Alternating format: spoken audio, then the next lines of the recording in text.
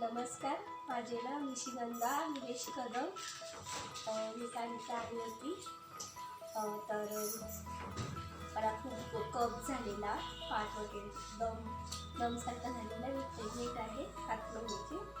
तर मला डॉक्टरांनी इंजेक्शन ट्रीट केली.